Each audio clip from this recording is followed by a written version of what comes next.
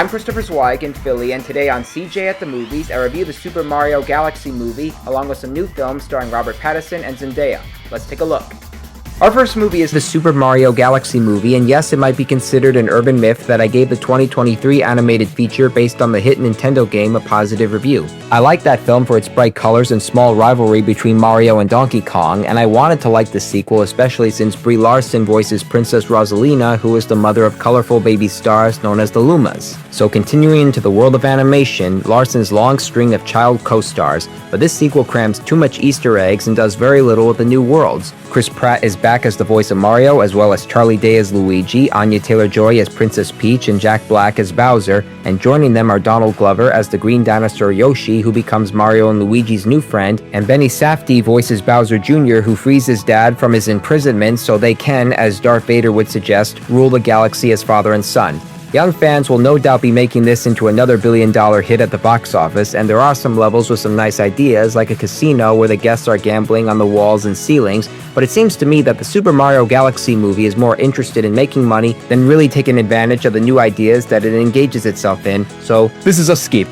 Our next movie is The Drama, an A24 romantic dramedy starring Robert Pattinson and Zendaya as a young couple who meet at a coffee shop where he lies about reading a book that she's engaged in just so he can introduce himself to her. They both go out to dinner where he admits he lied about reading the book, but both of them find it to be romantic, and eventually they prepare to get married. Mamadou Afi and Alana Haim play their married friends who engage them in a game where they each admit the worst thing they have ever done, but when Zendaya admits hers, things spin out of control. The Drama was written and directed by Christopher Borgli and produced by Ari Aster, who both collaborated on Dream Scenario, so I guess we're supposed to expect it to be wickedly delightful, which it is. The plot twist of a would-be school shooting has struck up some controversy and comments, and maybe the film shouldn't over-glamorize it as much, but what makes this film entertaining is how the characters handle the outcome. Pattinson begins to imagine his fiance's younger self with him, and we wonder if the thoughts define a person's behavior. I found it to be another absorbing and daring movie from Borgli, and Patterson and Zendaya both deliver, so see it. Next up, Alpha, the latest film from French filmmaker Julia Ducournau, who gave us The Brilliant Teton. But it's a disappointing one as it takes a virus concept inspired by the HIV/AIDS epidemic and bogs it down with a tepid mother-daughter relationship and a heroine subplot.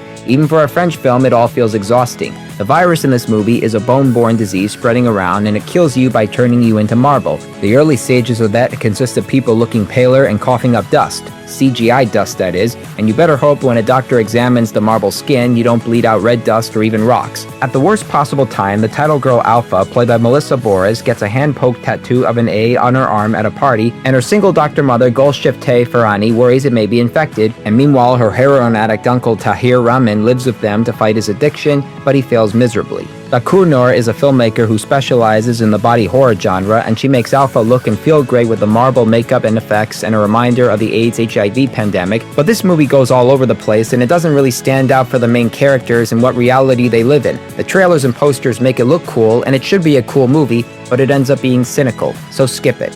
And our last movie is Fantasy Life, a comedy with Matthew Shear writing and directing himself as a Jewish paralegal named Sam, who gets fired from his firm and admits to his psychiatrist Judd Hirsch that he may be suffering from internal anti-Semitism. He and his wife Andrea Martin suggest he babysits their granddaughters while their son Alessandro Nivola is in a band, and his wife Amanda Peet is having a midlife crisis as her acting career has halted.